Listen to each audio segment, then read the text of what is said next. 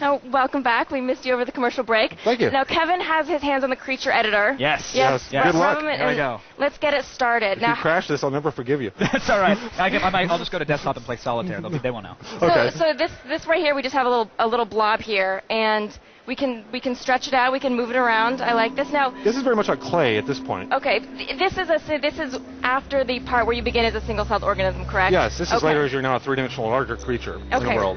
So how many iterations or generations would this be approximately?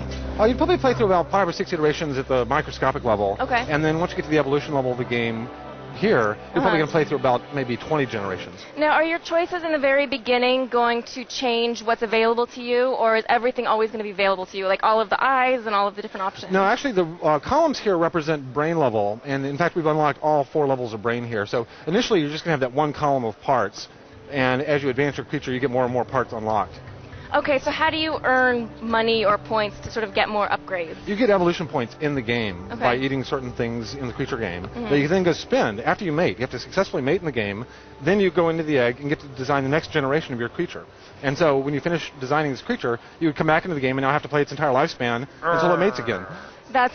My creature's ripped. Yeah, get some. It could use some feet and probably some hands. Yeah, I'll do that right now. Yeah, Okay. that is an interesting question. Like, is it possible to create a creature that really is not going to survive in the wild at all? Certainly. I mean, the things you're seeing over here on the right side are showing the properties of your creature, how fast it is, how strong it is. Okay. And so depending on the environment that your creature is living in, you might want to make something that's much faster or stronger. And so you have to design kind of relative to the environment that you're living in. So you look at the weaknesses of the last generation and you try and design around that. Yeah, basically. And so is each person's environment going to be different? Yeah, the environment's going to be changing all the time. There'll be global changes in the environment. There'll also be local changes, competitors, things that you're eating might go extinct. And so you might also design a creature that's very social, and therefore they can fight together. Therefore, they don't have to be as strong as individuals because they fight as a pack. So now creatures that, for example, like are more warlike... Give him some hands. He has no hands. Yeah, how's I want him to catch food with his nubs. No. This is awesome. I gotta say, you can put weapons there if you want. I've used this thing for about 3 seconds, and it's already as intuitive can be. Like, I understand exactly how everything is supposed to work. It's as simple as can be. Those are awesome. So now how does the computer know what's a weapon, you know, what's supposed to be feet, how you're supposed to... Wow, those are intense. I wish modeling a girlfriend was this easy, I'll be honest. Yeah. Well, these parts are in categories. Sorry. So on the side over here, we have mouths, senses, limbs, feet, weapons, graspers, and details. And can I give him 2 mouths, Will? You can give him as many mouths as you like. That's I already used that joke. I'm sorry. Yeah, okay. So mouths on the side? Yeah, this guy's got a lot of mouths. Will he actually be able to eat through those mouths? Potentially, yeah. Now, you can also... You know, once you get your mouths correct, wherever you want. I'm good. I want to play with this guy now. Yeah, actually go into texture mode and make sure you paint them the way you like. Pink. Got them all painted. Okay. And now you can go into test mode, which is that top icon. And at this point, you can actually move him around and see how he would behave in the world. You can try some of the animations on top, see how he might look fighting or roaring. Oh, he's pretty cute. Yeah. Oh, my little baby. I know how my parents felt that my child is ugly. Look at this thing. Yeah. Oh, wait, do that again. Yeah. Is that him fighting? Yeah. So now the software has figured out how it should attack, right? It's figured out it's actually analyzed all the parts that you put on the creature. It's looked at its limbs and everything. And every creature is going to behave differently in this world. You know, they're going to show emotions differently. They're going to eat differently, walk differently. Yeah. And that's really one of the fun parts about this is kind of the joy of creation. We want, like in about 30 mouse clicks, a player to feel like they've done something that a Pixar artist might take a week to do.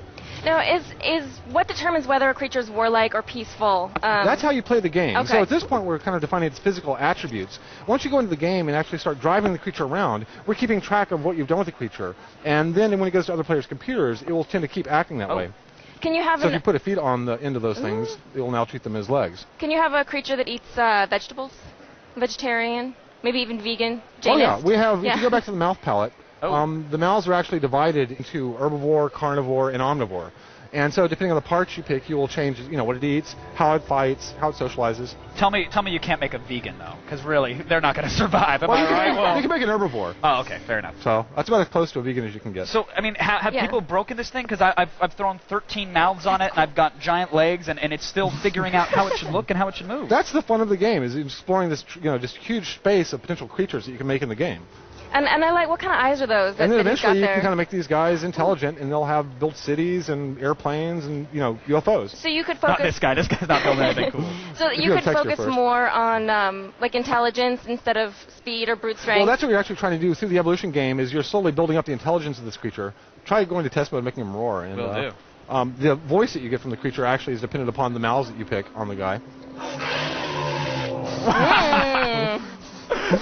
That incredible. is one hot creature you just made. What do you find yourselves making a certain type of creature when you sit down to do this, or do you make a completely different creature each time? Like, are you pretty consistent? I'm with your always design? like pushing kind of the boundaries with this weird limb configurations, strange heads. I like is react when you tell the creature that he's dishonored his family, because it gets incredibly upset. Right. This is basically sad or happy. We have to take whatever the player's designed and be able to show emotions on it, in addition to things like eating and walking. Because that's really what's going to connect the player to their creature and make them feel attached to the little guy. And then eventually other players are going to be experiencing your creature in their world. Right. And so somebody, as you're playing your game, you might see his creature walking around, and you can click on the creature and find out who made it. And you can say, I like his stuff, and I want more of that stuff in my world. And so it's like bookmarking a friend list. And it's like MySpace of mutants, really. I can figure out who made what and keep going. And so in that sense, you're actually controlling what appears in your world. Wow. And there's a creature like this on my top 8 right now, too, which is really awesome. I love this. This is incredible looking, Will. I mean, it's your creature. So I don't know if I would call your creature incredible. Well, so now you have to give it a name. That's like the important step here. What is this thing called? He looks kind of like a Hubert to me. Hubert it is. Done. Hubert, well, I guess I know what I want for Christmas. So let's head back to Adam and Olivia. Hey.